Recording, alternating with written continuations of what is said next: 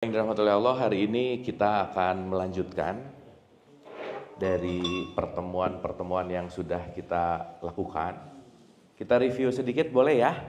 Oke, bismillah pelan-pelan. Oke, jadi saya akan mengawali seperti biasa.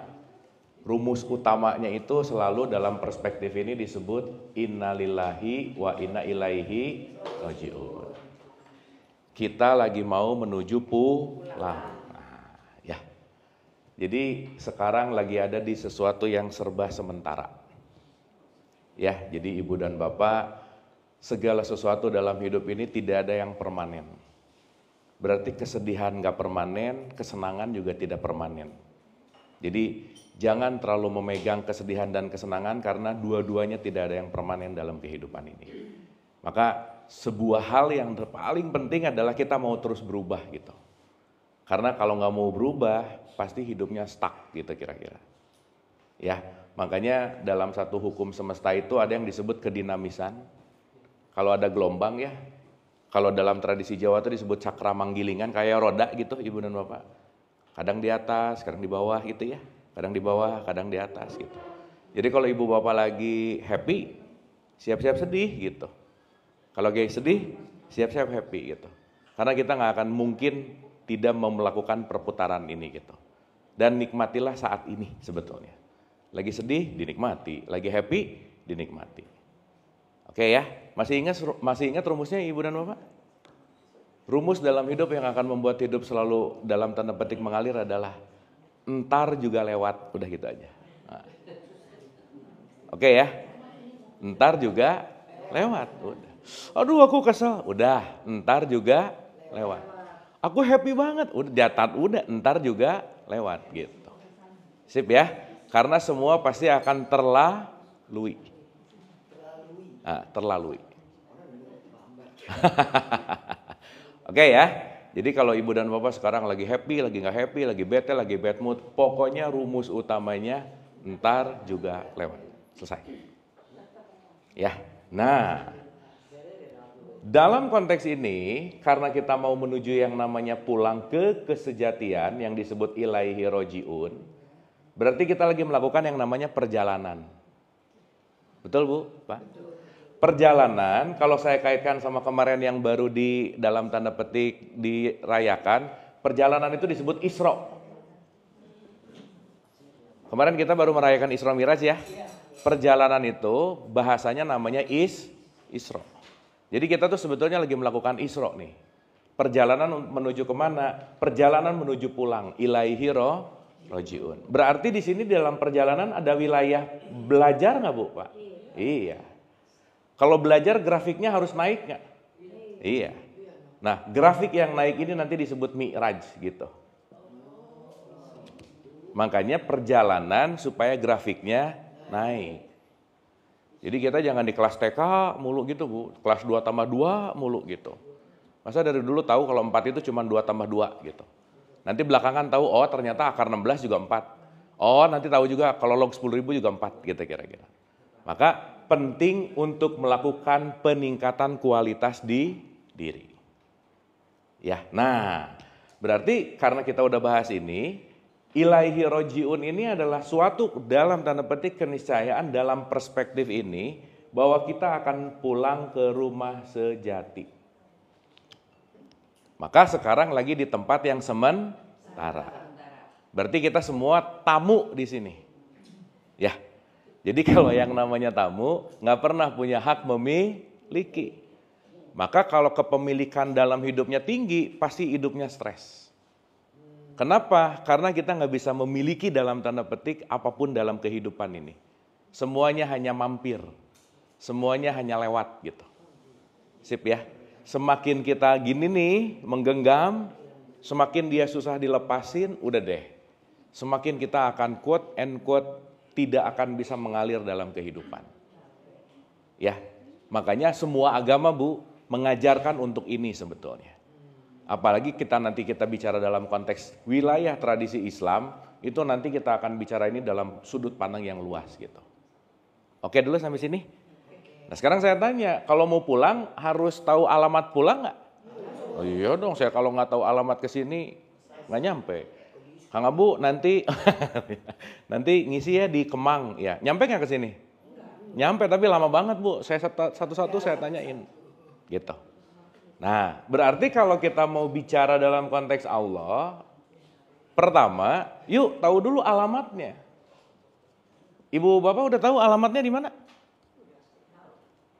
Alamat Allah udah tahu di mana belum? Kan udah kita bahas kemarin. Kok di surga? Bukan. Gini. Allah itu ngasih tahu alamat ke kita nomor 1. Aku bersama kamu di mana saja kamu berada. Betul? Yang kedua, aku dekat denganmu. Yang ketiga, aku lebih dekat dari urat nadi. Berarti Allah ini jauh apa dekat? Dekat atau dekat banget? Dekat atau dekat banget? Berarti kita ini mau pulang ke tempat yang jauh atau mau pulang ke tempat yang dekat?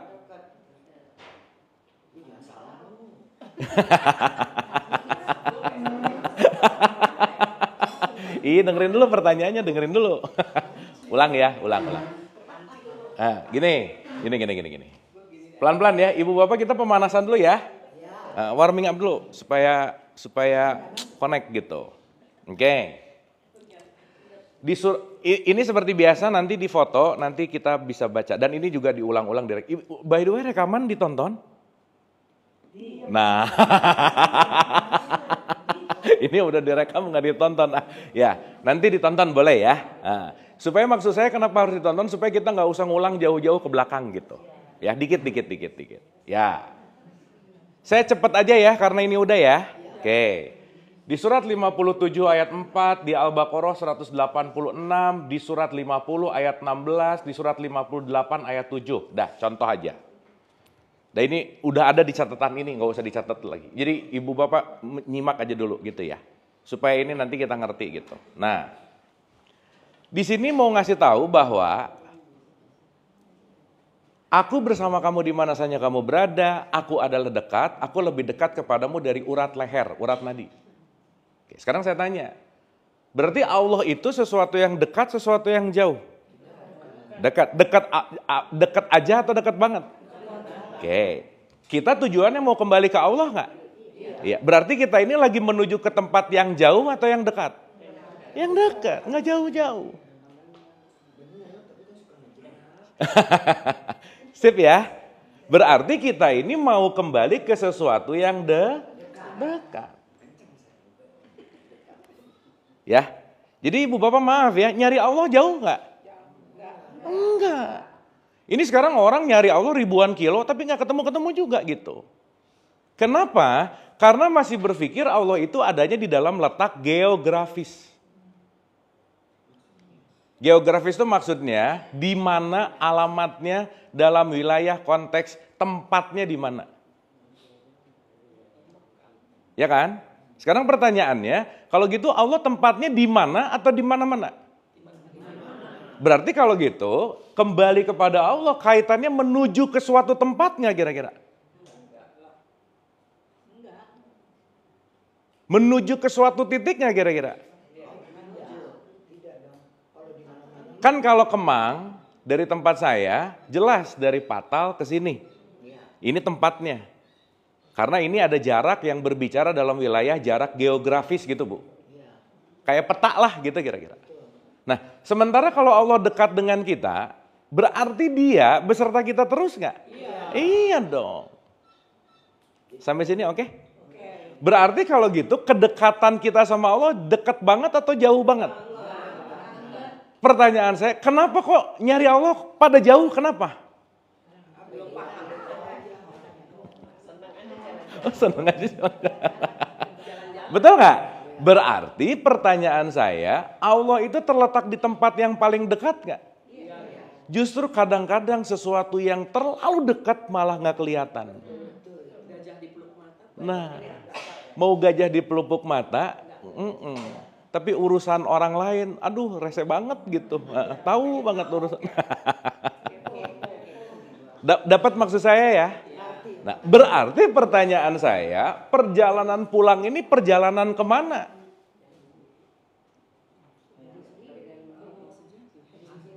Hah? Oke, ya direnungin ya. Saya komain dulu. Oke, satu ya. Kan kita sekarang mau menyelami jiwa nih. Nih asik nih pembahasan kita hari ini. Tapi kalau kita nggak tahu alamat kemananya dulu, nanti bingung gitu. Dah contoh-contoh. Ibu dan Bapak, katakanlah, kalau ada statement, aku lebih dekat kepadamu dari urat leher. Berarti kita dengan Allah jaraknya jauh atau dekat? Dekat. Oke, sekarang gini. Berarti kalau dekat, jarak kita dengan Allah urusannya kilometer bukan? Bukan. Berarti jaraknya tidak berbicara dalam wilayah. Sama minuman saya jaraknya dekat nggak? Dekat. Tapi ibu bapak bisa ngelihat di sini jarak dekat karena ibu bapak melihatnya dalam konteks yang namanya kedekatan secara fisik, betul nggak? Oke. Sip.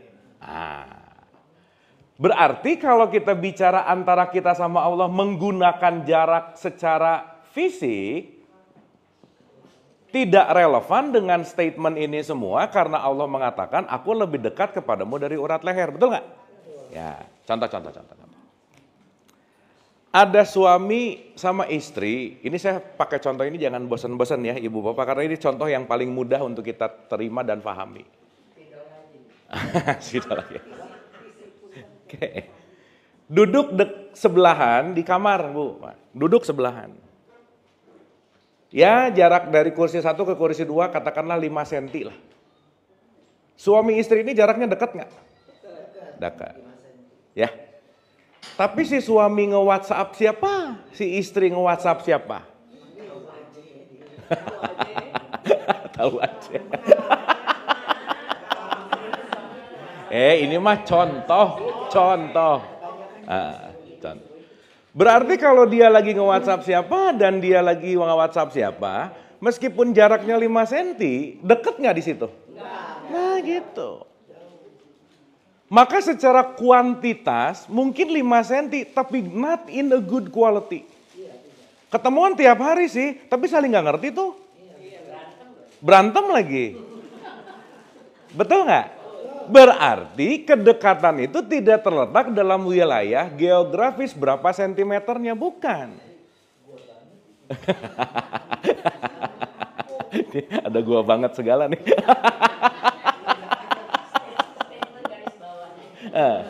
Tapi ini contoh-contoh aja, contoh ya. Tapi maksud saya dapat nggak Bu, Pak? Artinya urusan wilayah Allah tuh bukan kilometer gitu loh.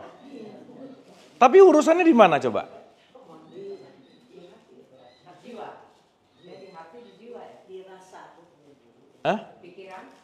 Oke.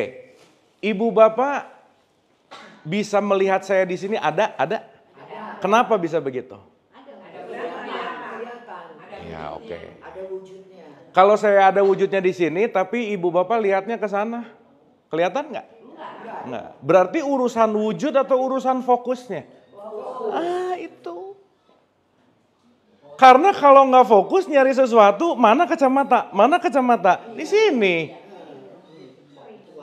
Betul nggak? Berarti urusannya bukan di luarnya, tetapi fokus di dalamnya. Makanya kalau kita nggak fokus, Bu, nggak akan nemu aja. Jadi kunci utamanya adalah fokus. Nah, sekarang saya tanya, fokus tuh datang dari mana?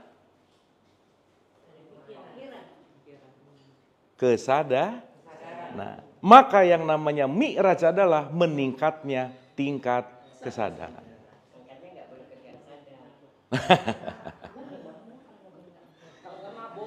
Ya, sampai sini ya.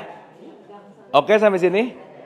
Berarti pertanyaan besarnya, inti dari perjalanan kita ini adalah bukan wilayah perjalanan jarak geografis.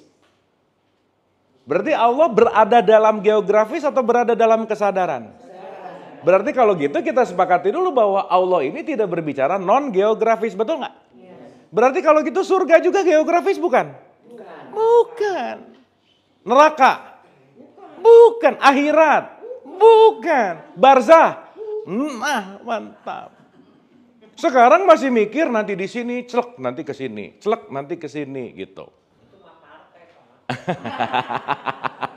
Iya, jadi pindah-pindah nggak apa-apa lah ya. Yang penting kalau udah selesai mau 1, 2, 3 kita bersatu lagi. Nah gitu. Kita tetap Indonesia. Sampai sini oke? Dapat ya? Nah sekarang pertanyaannya, kesadaran itu ada di luar diri kita atau di dalam diri kita? Nah itu.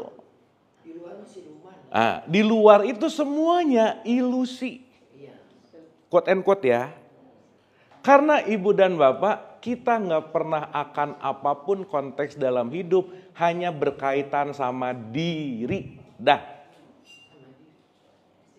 Siapa yang akan menemani kita setiap hari sampai selesai? Diri. Nggak ada yang akan menemani sesetia diri ini. Nggak ada. Maka kalau sekarang kita craving love kalau kita sekarang pengen dicintai lah, pengen disayangi lah, kita nyari keluar terus, kita akan selalu kekurangan. Kecewa pasti. Kenapa? Tidak ada yang bisa menyayangi diri sendiri kecuali diri kita sendiri. Bukan gak usah kawin sih Bu, bukan. Ini kesimpulannya terlalu cepat. Oke. Tapi sampai sini oke ya? Clear ya? Oke. Nah, ibu bapak kita pelan-pelan tapi oke ya?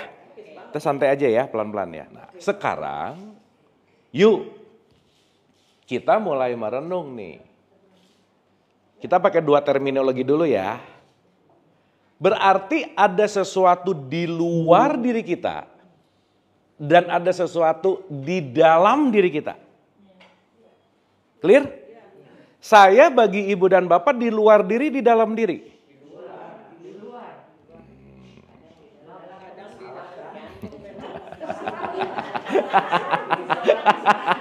Ya, ibu dan bapak kelihat saya di luar, tapi ibu bapak mendengarkan, memikirkan di dalam dirinya masing-masing nggak?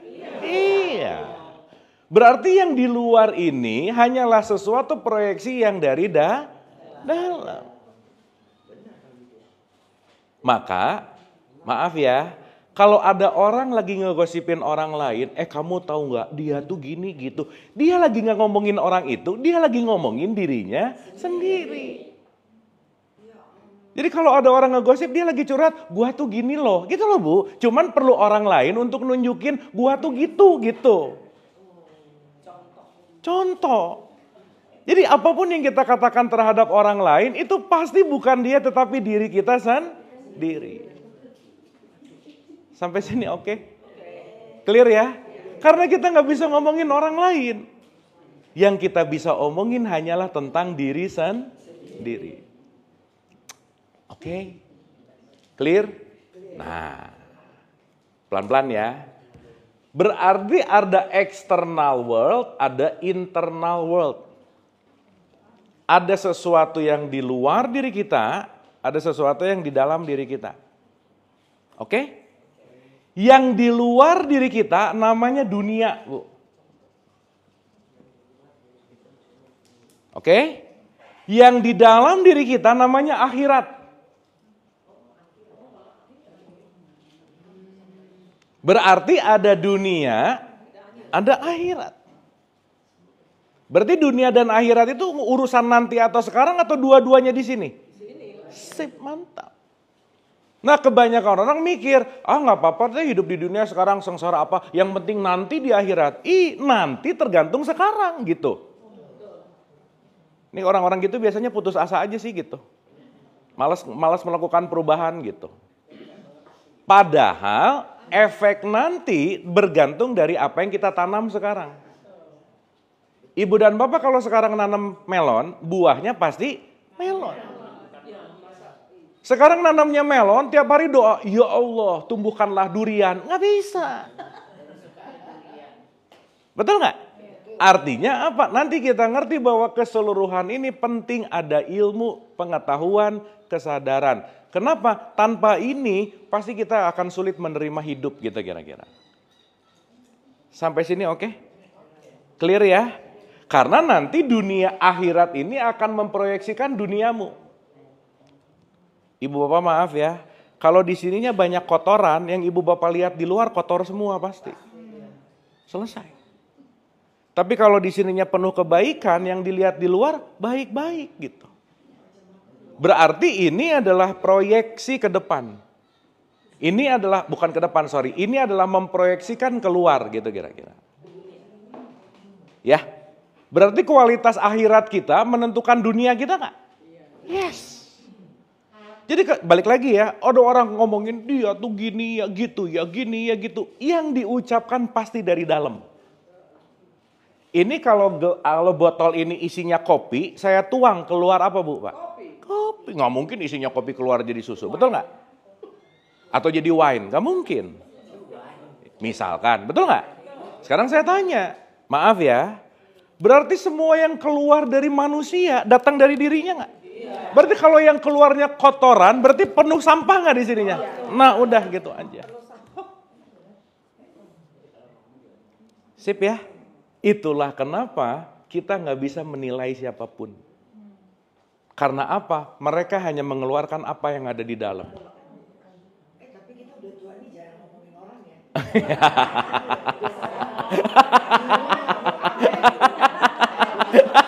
Ya ini bagus komentarnya. Kita udah tua jarang ngomongin orang ya. Moh, tua gimana? Ini usia-usia paling 50-an kan ya?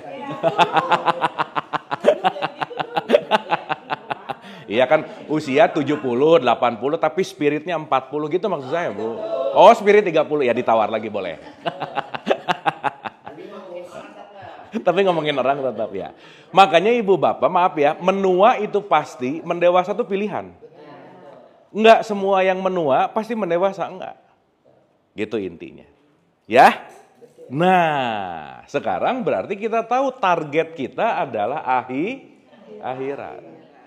Apa? Sesuatu di dalam dirimu. Oke. Kita bongkar pelan-pelan ya, Ibu Bapak ya. Nah, satu. Masih ingat di notes kita yang kedua ada kata-kata man arafah nafsah faqad arafah robah. Kalau kamu mengenal dirimu, kamu akan mengenal Tuhanmu. Dah ya. Kan kita mau sepakat ya, kita mau belajarnya di kelas log 10.000 gitu ya. Nah, supaya kita langsung to the point ke esensi gitu, pelan-pelan, tapi pelan-pelan tetap. Ibu bapak mohon maaf ya, kalau Allah dekat, kira-kira Allah ada di dunia atau ada di akhirat?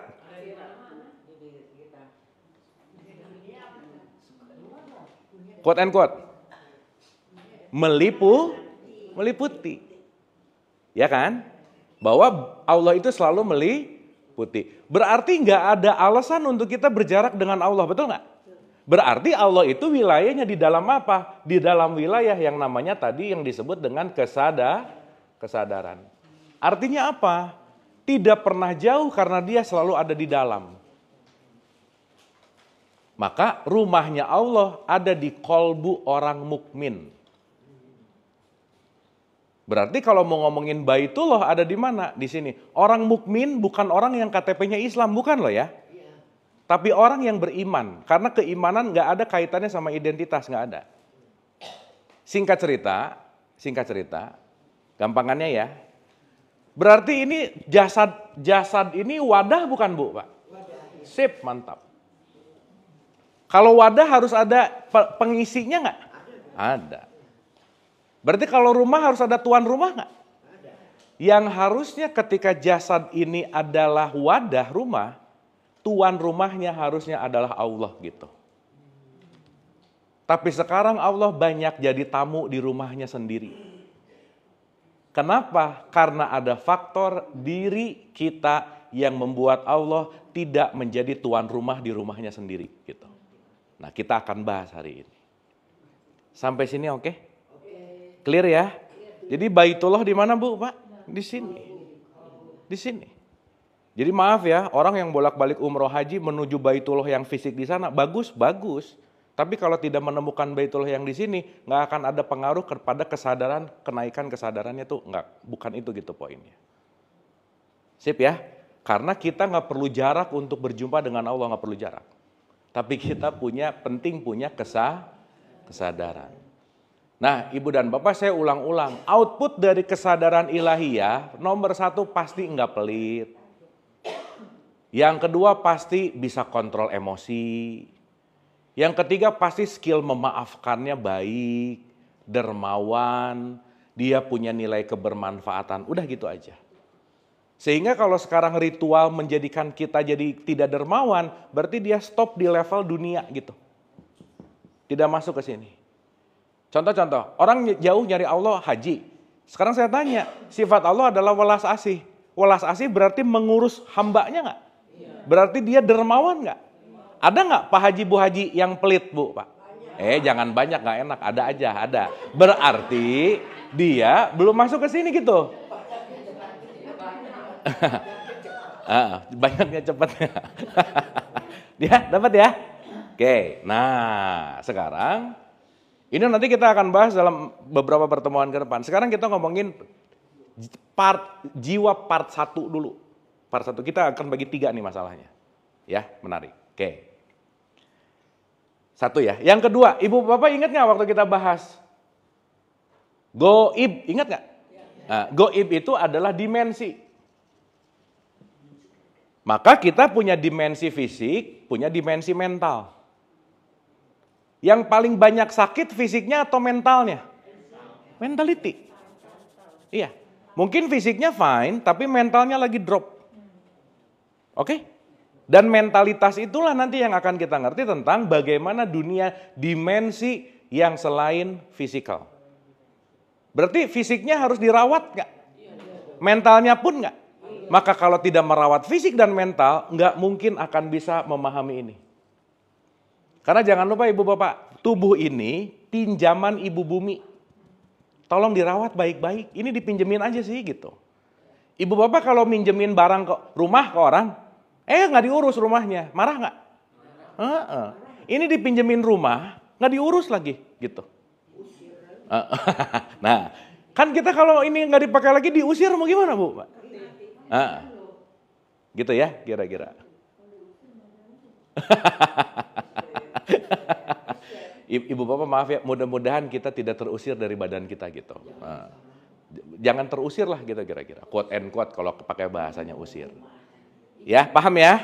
Nah, berarti di luar, paling kulit, paling luar, itulah tubuh badan yang namanya fisik disebut jasad.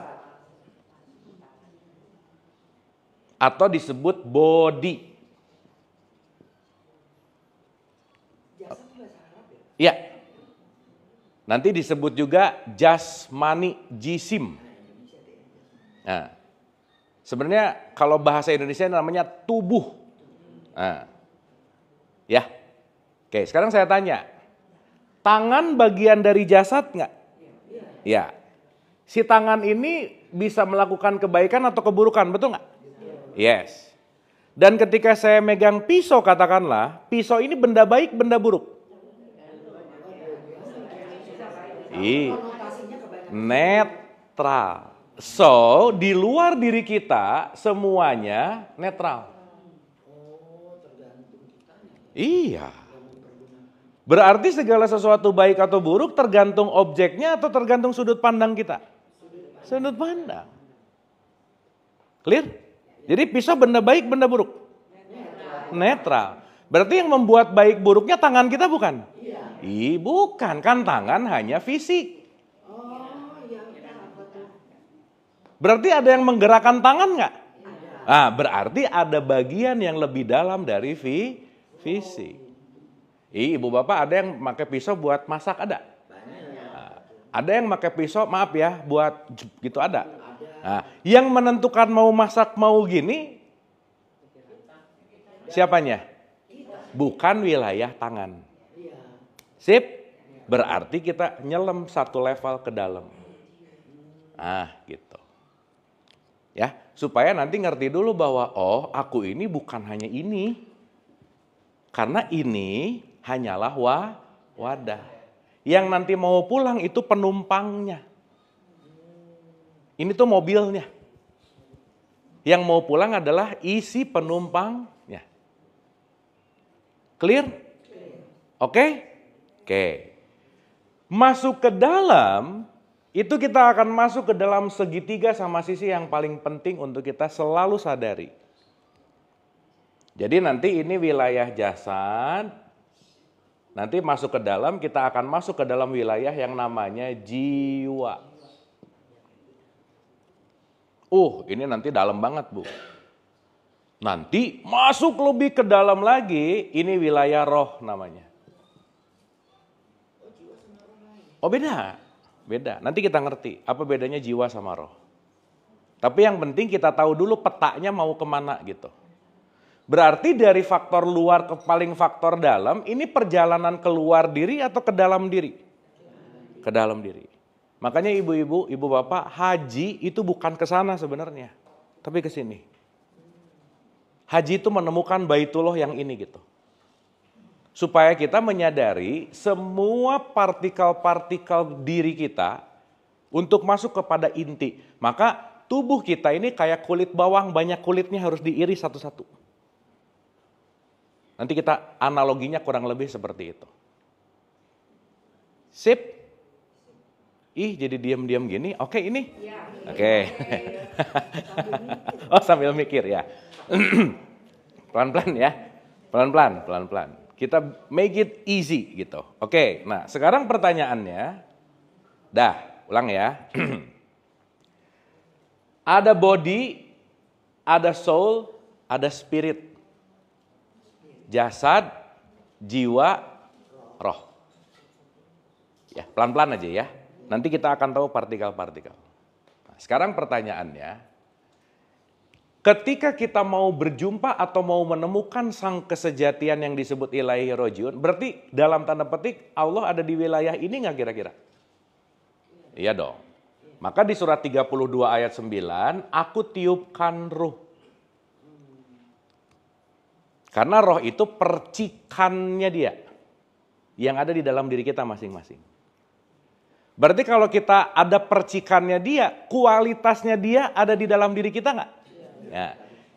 Contoh, Allah itu lautan, roh itu tetesan. Oke? Kalau ibu-ibu, ibu bapak mau tahu asinnya lautan, harus minum selautan nggak? Gitu. Satu tetes cukup nggak? Berarti tetes mewakili lautan. Clear? Berarti meskipun kita tetesan, tapi mewakili lautan nggak?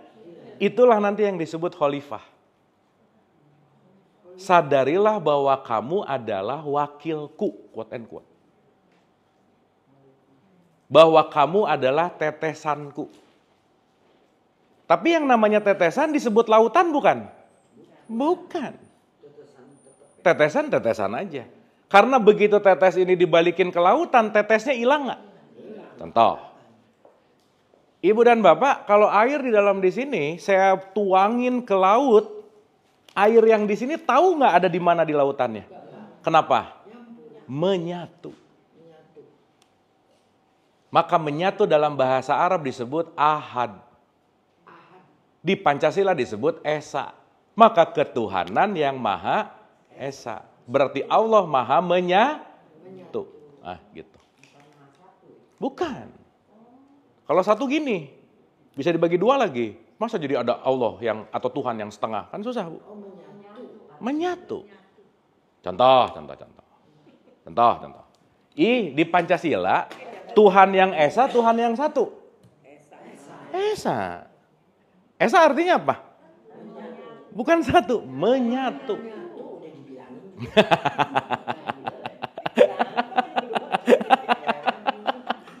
Jadi Contoh. Di surat 58 ayat 7 Quran, kalau kamu bertiga yang keempatnya aku. Kalau kamu berlima yang keenamnya aku, dan seterusnya. Ini yang datang sekitar 40 orang, yang ke-41-nya Allah bukan? Berarti di sini ada Allah nggak? Di tetangga 4 orang, yang kelimanya Allah bukan? Baru 2 rumah, masa udah ada 2 Allahnya? Enggak, karena Allah selalu menyatu. Berarti kalau Allah selalu menyatu, kita bisa terpisah dengan Allah nggak? Nggak bisa. Berarti jauhnya kita sama Allah gara-gara jaraknya bukan? Karena enggak sadar. Enggak sadar. Mabuk. Berarti urusannya tidak terletak pada letak geografi. Sampai sini clear? Aman ya? Jadi satu atau menyatu? Jadi bisa pisah dari dia nggak? Ibu dan bapak mau nyumput di hutan paling jauh, paling nggak ketahuan, nggak mungkin bisa nyumput dari dia.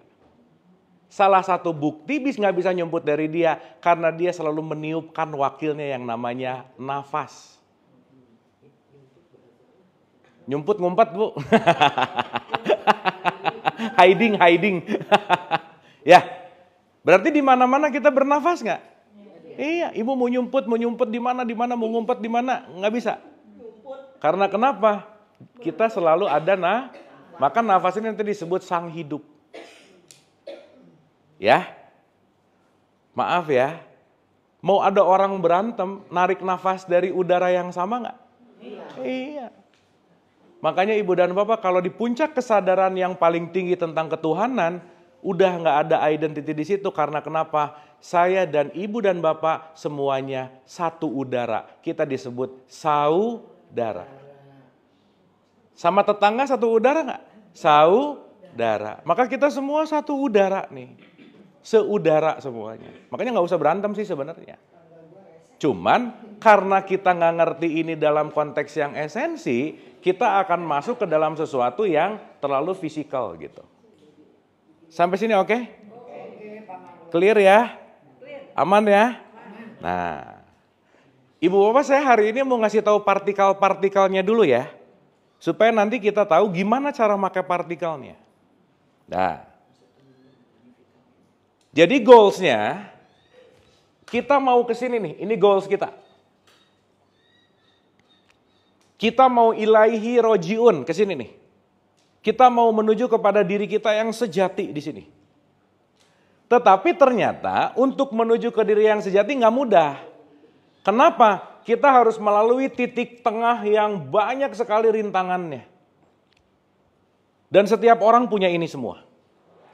Makanya ibu dan bapak setiap orang sedang melakukan battle-nya masing-masing.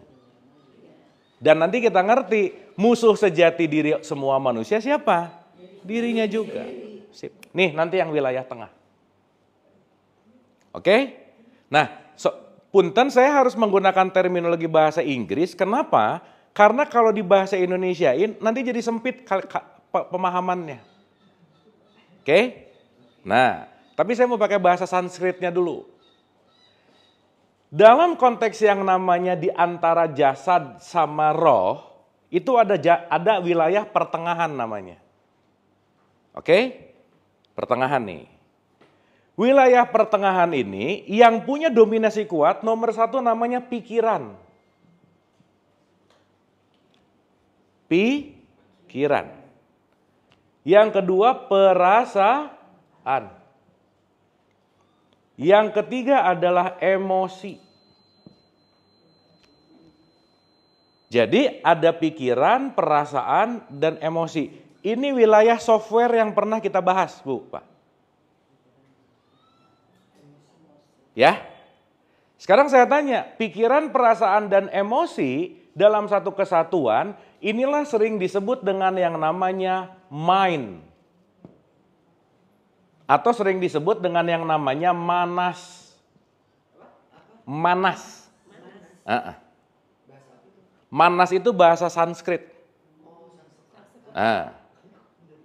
Maka nanti kita ngerti bahwa manas itu wilayah pikiran, perasaan, emosi. Nanti di sini ada imajinasi, di sini ada kekhawatiran, ada kecemasan, ada ketakutan. Ini adalah wilayah yang paling banyak getarannya.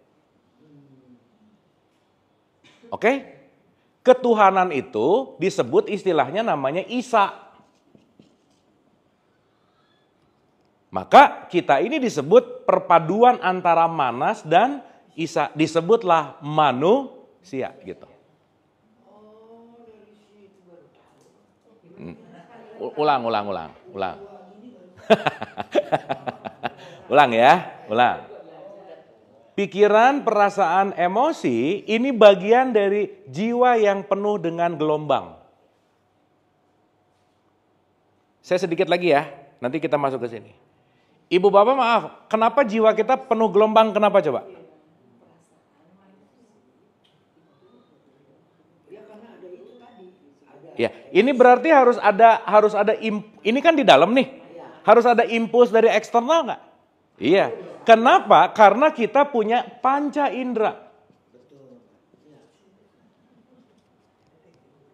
Berarti mendengar, melihat, merasa, meraba dan seterusnya itu akan memengaruhi ini semua. Oke? Maka orang yang sibuk di wilayah ini nggak akan nyampe ke sini. Dia bakal sibuk di wilayah ini aja terus. Maka nanti kita ngerti gimana cara melampaui jalan atau area tengah ini, tenangkan di tengah, maka kamu bisa bisa melampaui ini. Oke? Berarti orang yang jiwanya nggak tenang, nggak mungkin dia punya kesadaran yang bagus. Artinya orang yang jiwanya tidak tenang, sulit dia menemukan kesadaran ruhani gitu. Maka salah satu jalan untuk menuju kepada ruhani adalah membuat jiwa kita, melatih jiwa kita untuk tenang. Berarti jiwa kita tenang bersumber dari apa? Pendengaran dulu. Penglihatan. Panca indera. Maka tiap hari panca indera dicek nggak? Wudhu namanya. Kan ibu bapak waktu wudhu nggak ngebasuh punggung. Karena yang lagi dicek adalah bagian-bagian yang tidak menenangkan jiwamu apa? Apa yang kamu dengar, apa yang kamu lihat, apa yang kamu pikirkan, apa yang kamu ucapkan, apa yang kamu posting, apa yang kamu lakukan dengan langkah. Maka itu tiap hari dicek di wudhu. Jadi aneh nggak orang wudhu diulang-ulang tapi hidupnya khawatir mulu. Artinya dia nggak sadar wudhu itu untuk apa. Didorong oleh dogma dan doktrin, gitu maksudnya. Sip ya? Oke? Ulang. Pelan-pelan boleh ya? Oke. Tapi ibu dan bapak, once kita ngerti ini, kita akan benar-benar menguasai diri. Once bisa menguasai diri, kita akan bisa benar-benar flowing, mengalir dengan hidup.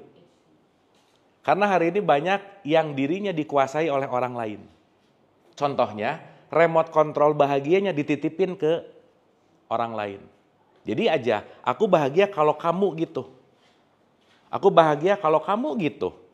Kalau kamu nggak gitu, aku nggak bahagia. Berarti dia yang menentukan kebahagiaan kita nggak? Iya. Ya mau dia mau gimana kek, nggak ada urusan, bahagia mah bahagia aja sih gitu. Bodoh amat benar. Sip ya? Clear ya? Aman ya? Jadi nanti kita ngerti, hidup kita semua tanggung jawab diri kita sendiri, titik. Nggak ada kaitannya sama ini, sama itu, sama ini. Nggak ada. Karena kenapa? Pulang ke Tuhan nggak bareng-bareng sama siapapun. Masing-masing. Ya, nggak ada yang on schedule-nya barengan quote and quote nggak ada. Berarti apa? Ya bahasa sederhananya, hidup ini adalah tanggung jawab diri kita masing-masing. Sampai sini oke? Clear ya? Nah, sekali lagi. Tubuh fisik dia punya indera. Indera ini reseptor faktor eksternal. Jadi ibu dan bapak maaf ya, kualitas jiwa kita tergantung ibu dan bapak dengar siapa tiap hari.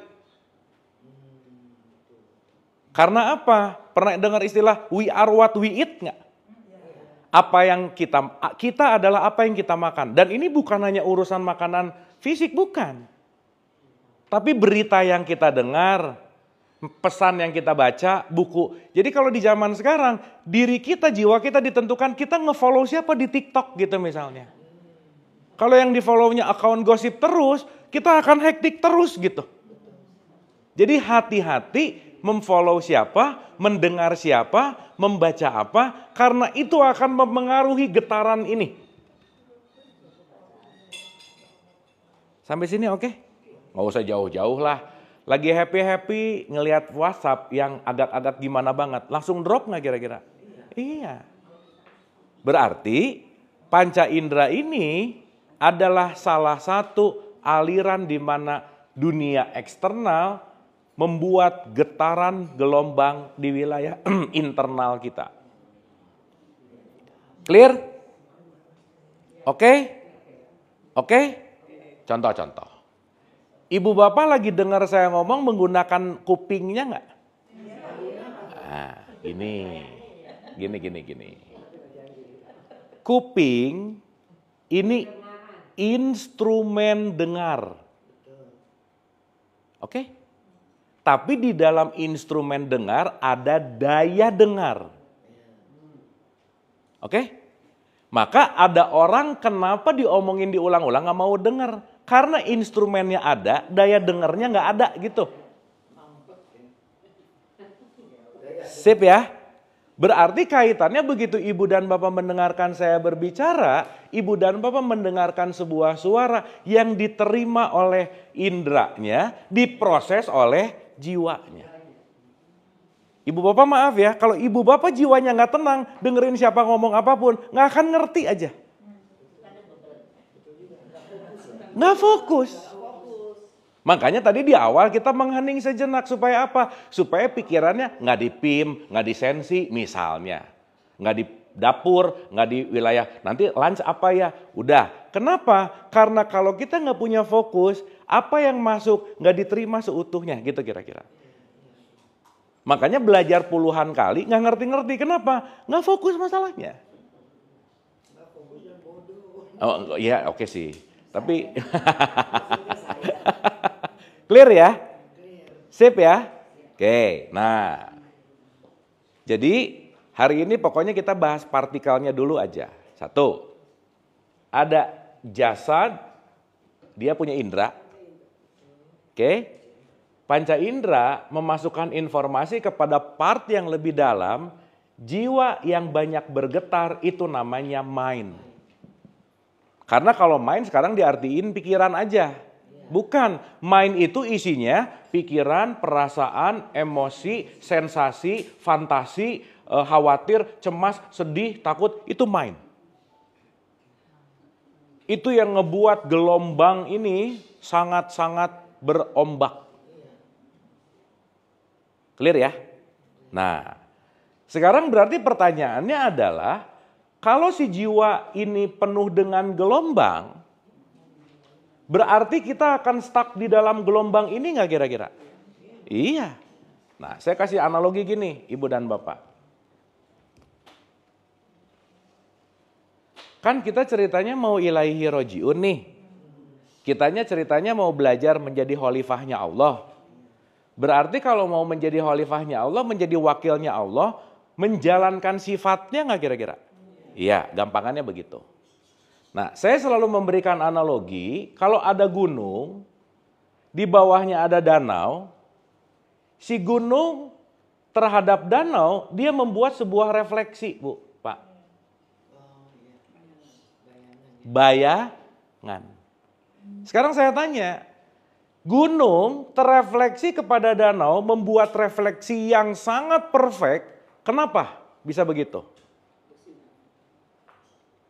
Karena danaunya tenang. Gak ada riak. Kalau danaunya gini, refleksinya belok-belok juga gak? Maka kalau saya mau mewujudkan dia di dalam diriku, yang terpenting adalah tenangkan jiwamu. Karena kalau jiwamu tenang, gunung terefleksi 100% kepada kita. Oke sampai sini? Dalam ajaran tetangga atau dalam ajaran Christianity, maka disebut Imago Dei, the image of God. Bahwa siapapun ini adalah cerminan Tuhan. Berarti kalau mau jadi cerminan Tuhan, harus selaras dengan refleksinya nggak kira-kira? Ternyata yang membuat tidak selaras dengan refleksi, cerminnya penuh dengan debu, gitu kira-kira. Maka begitu bercermin, kok wajah saya nggak kelihatan ya. Taunya cerminnya banyak debu gitu loh Bu, Pak. Atau kalau dalam wilayah ini, kenapa gunung tidak merefleksi ke dalam refleksi di danau? Karena kenapa? Riak danaunya itu sibuk gitu kira-kira. Sampai sini oke? Sampai sini oke? Maka ibu dan bapak, kalau mau disederhanakan, hidup hanya memanage pikiran, perasaan, emosi, selesai. Kita semua manajer ini. Cuman karena nggak sadar, mereka justru menguasai kita. Gitu. Makanya how to manage thought, pikiran, feeling, dan emotion, ini nggak bisa kalau nggak latihan. Gitu. Oke sampai sini? Oke sampai sini?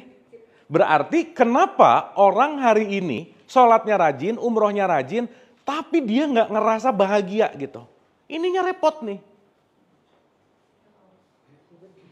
Artinya apa? Dia tidak menuju kepada kesadaran puncak gitu kira-kira. Sip ya? Oke ya, ibu bapak saya akan mempersedikit istilah-istilah dulu abis ini ya. Ini kebanyakan istilah nanti pusing gitu. Tapi yang penting ngerti, oh ada dunia luar, masuk ini fisik, masuk segitiga manas. Masuk lebih dalam lagi namanya roh. Isa. Makanya Isa itu nanti disebut Rohul Kudus. Roh Kudus gitu. Gitu ya. Nanti kita ngerti. Oh itu indah banget tuh. Cerita itu tuh indah banget gitu. Nah artinya berarti kita lagi belajar dari faktor paling luar menuju ke faktor paling dalam nggak? Ibu dan bapak kalau hidup mau mencari damai, tenang, bahagia, wilayahnya di sini. Di sini chaotic semua. Berarti harus melampaui manas nggak? Harus dilampaui nggak? Iya. Berarti kalau gitu, overthinking membuat kita jauh dari kesadaran nggak? Iya. Baperan membuat kita jauh dari kesadaran nggak? Oh pasti. Oh pasti. Clear ya? Berarti di sini juga ada emotion nggak Bu, Pak? Emosi atau emotion itu adalah energy in motion. Karena nanti kita ngerti bahwa kita ini adalah makhluk energi. Nanti kita bahas itu lebih detail.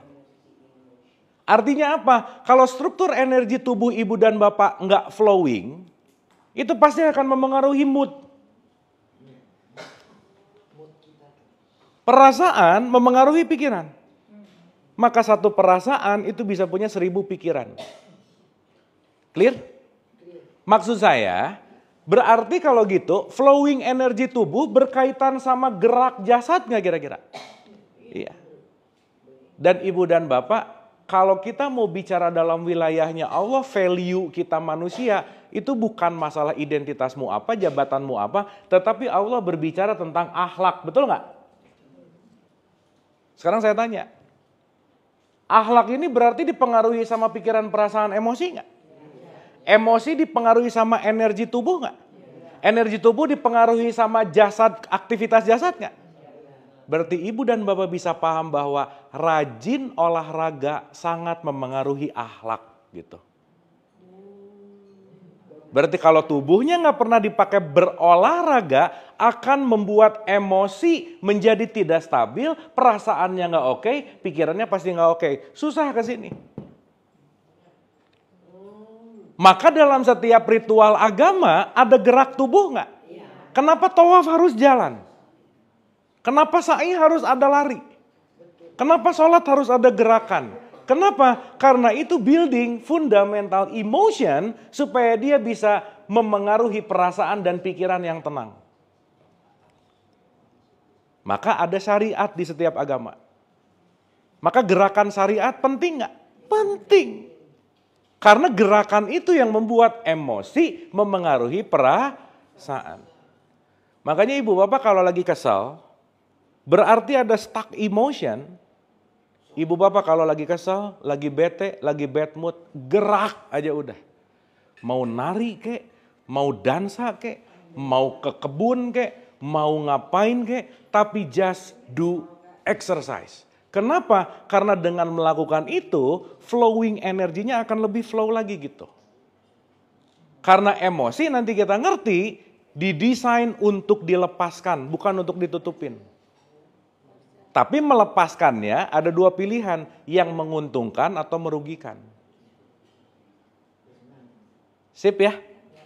Sampai sini oke? Sampai sini oke? Nah, berarti paling luar apa namanya? Jasad.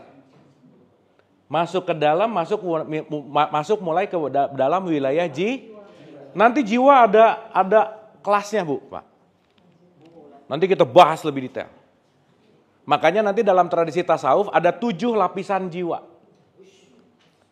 Saya kasih namanya dulu, Ibu Bapak nggak usah mikir-mikir dulu ya. Ini pasti dengar sering. Yang paling rendah disebut amarah, lawamah, mulhamah, mutmainah. Pernah dengar nggak? Nah, nanti kita bahas itu. Itu nanti masuk di sini. Tetapi yang penting sekarang untuk kita sadari, oh ada bagian diriku itu yang berombak terus gitu. Apa itu? Pikiran, perasaan, emosi. Nah, Ibu dan Bapak, please do kontrol si manas ini. Jangan sampai manas yang mengontrol kita. Karena kalau manas yang mengontrol kita, kita lagi tidak sadar, namanya mabuk.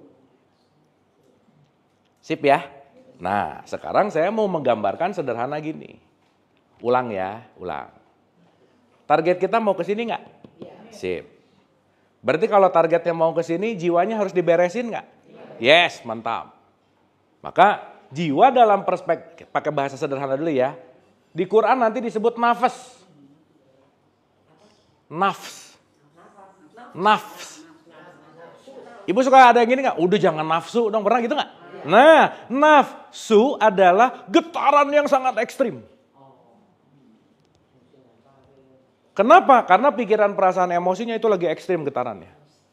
Semakin dia bergetar, semakin energinya kepake banyak, lelah, capek, tubuh pasti nggak sehat. Jadi Ibu Bapak kalau mau menyehatkan tubuh, menyehatkan jiwa dulu nggak? Nenek moyang kita udah bilang, bangunlah jiwanya, bangunlah badannya. Karena nanti kuncinya ada di sini. Sip? Oke? Nah, ini hal yang penting disadari. Kita lihat dalam konteks yang namanya gelombang. Jadi ada diri, wave gelombang, wave-nya lebih tenang, nanti naik jiwa pada kesadaran yang tinggi, nanti tembus ke sini. Gitu ya. Dan Ibu Bapak maaf ya, ini nggak bisa kita melakukan perjalanan ke sini kalau tidak latihan, nggak mungkin aja. It's very impossible. Ya, saya kasih contoh dulu sedikit lagi. Gelombang yang paling sibuk, yang paling chaotic, itu disebut gelombang beta namanya. Nah, Ibu Bapak sekarang lagi beta nih. Dengar saya ngomong, menganalisa. Habis itu nanti pikir-pikir, aduh nanti ini gimana, balik lagi ke sini. Nanti gimana, balik lagi ke sini. Waduh, loncat-loncat aja. Nah, ini lagi beta nih sekarang. Oke? Dan di wilayah ini gelombang yang paling ini chaotic. Dan itu pasti kita mengalami. Maka sebisa mungkin kalau kita mau melampaui, kita penting melatih supaya si beta at least ke titik yang namanya alfa. Nah, Ibu Bapak kalau di alfa tuh udah selesai kegiatan, beres, duduk, santai. Itu namanya di alfa. Lebih asik lagi kalau udah total relax, nggak ada ketergangguan dengan pikiran, perasaan, emosi, itulah yang disebut gelombang theta.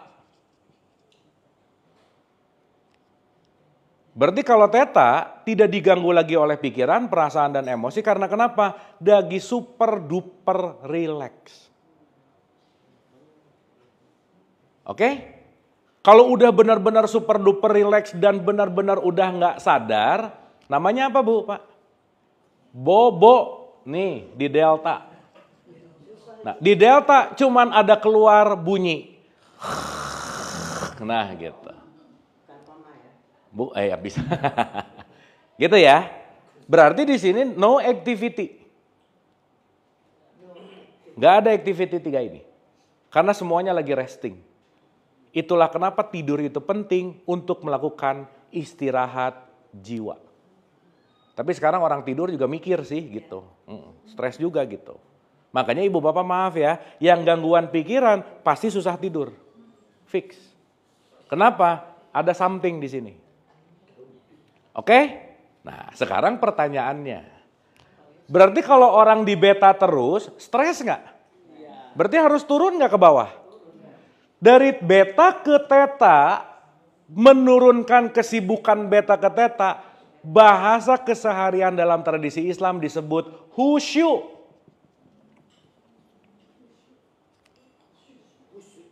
Khusyuk. Makanya tiap hari orang Islam 5 kali sehari dilatih supaya khusyuk nggak? Dalam apa? Nah, jadi sholat tujuannya apa? Supaya gelombang betamu turun at least ke gelombang teta. Jadi sholat urusan jiwa bukan? Iya. Jadi kalau orang sholat nggak ngerti urusan jiwa, dia lagi senam namanya. Betul nggak Bu Pak? Karena dia cuma ngerjain gerakan. Tapi tidak melibatkan kesadaran ini gitu. Makanya dari beta ke alfa ke teta dilakukan penuh lepas, santai, rileks. Itulah disebut tumak nina. Dari beta ke alfa ke teta harus ada kerileksan yang terus rileks, santai gitu nggak kira-kira? Maka lakukanlah dengan tumak, jangan buru-buru gitu. Ini dah selesai. Gimana mau khusyuk coba? Makanya endingnya sholat, salam kanan, salam kiri. Berarti kalau salam, lagi state damai nggak? Dan damai itu ada di wilayah di sini. Kenapa? Kalau di sini nanti kita latihannya banyak dan terus menerus, pelan-pelan akan ngebuka gerbang ke sini. Itulah nanti kita akan ngerti, sholat itu mi'raj menuju Allah.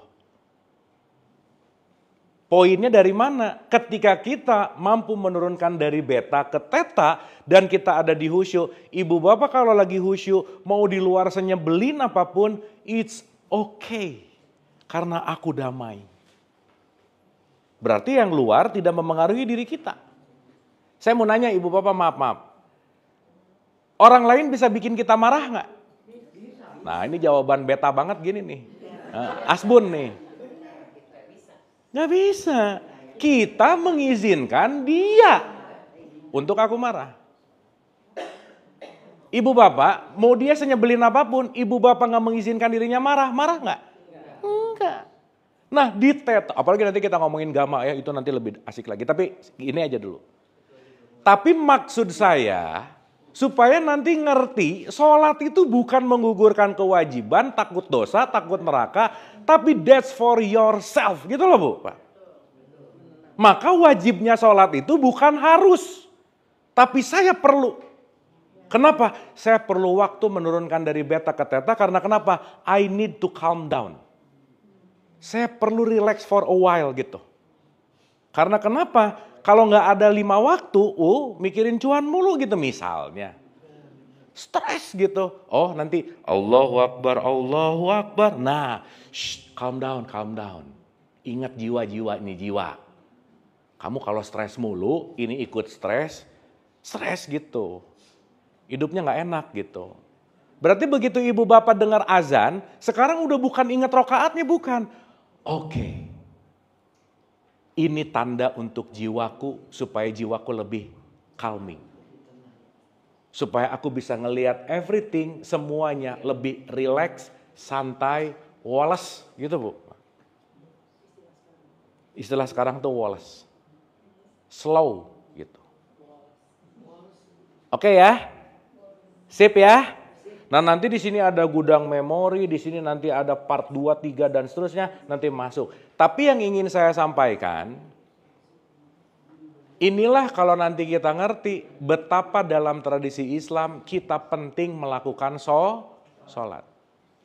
Sholat tentang jiwa kita untuk menembus titik khusyuk yang namanya teta, karena disitulah nanti kita akan menemukan kesadaran yang lebih baik gitu.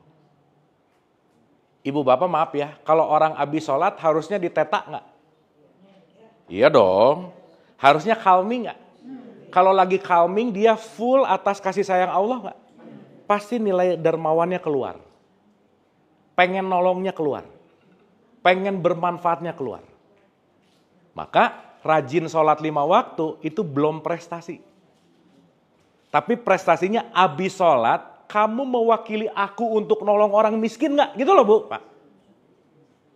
Abis sholat kamu bermanfaatnya. Itulah kenapa target dari semua ritual adalah menjadi takwa. Jadi yang 5 waktu jembatan bukan? Target akhirnya takwa. Jadi yang penting sholatnya atau takwanya? Dua-duanya. Karena yang satu jembatan. Yang satu titik sampai. Kalau kita ngelihat sholat sebagai ini, semua orang perlu nggak? Perlu. Coba sekarang kalau anak generasi Z, ini banyak banget emak-emak yang komplain, anak saya susah banget sholat. Ya iya nggak diajarin bener sih masalahnya. Ditakut-takutin mulu. Kamu kalau nggak dosa.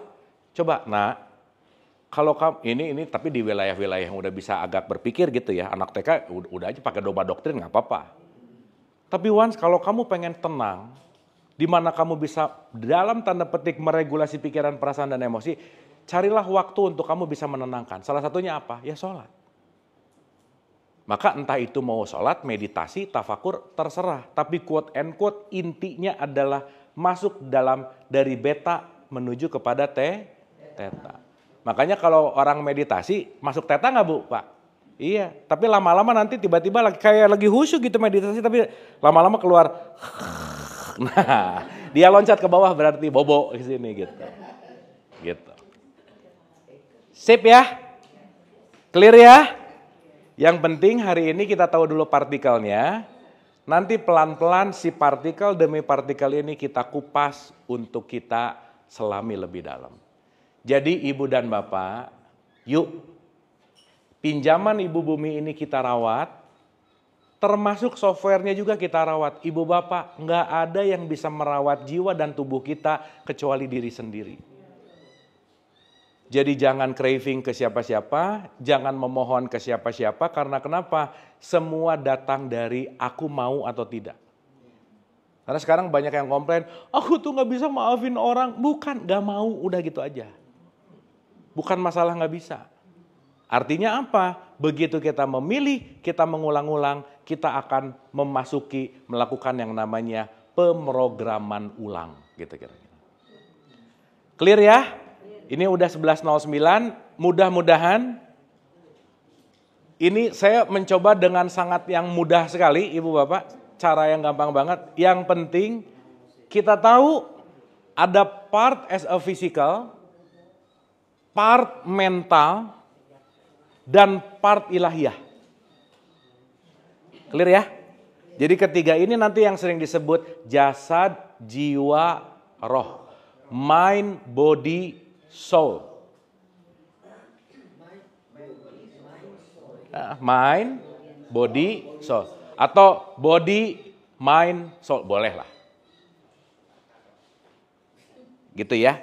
Yang penting kita ngerti bahwa semuanya ini dalam satu kesatuan yang tidak bisa terpisah. Dan semuanya hanya kita yang bisa merawatnya. Gitu kira-kira. Ya. Tapi poin utamanya yang penting Ibu Bapak tahu bahwa semua ada di sini. Di sini. Bukan di sana.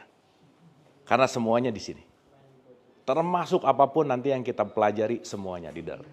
Jadi rajin-rajinlah meniti ke dalam diri. Oke? Sip? Paham?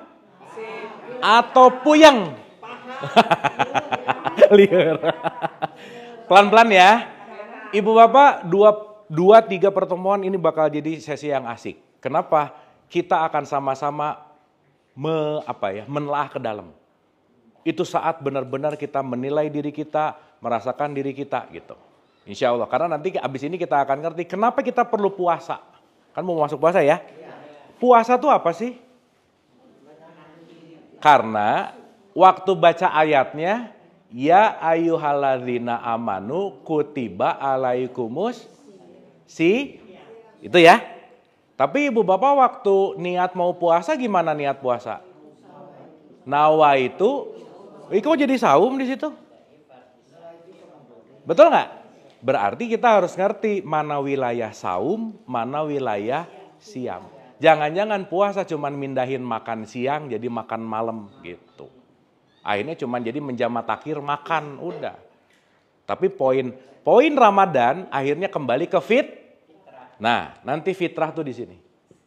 Fitrah.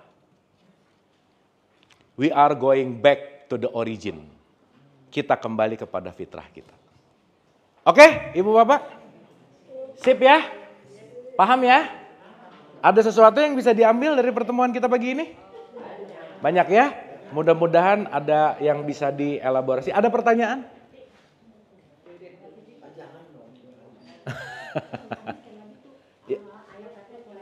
Oh, ayatnya 57 ayat 4.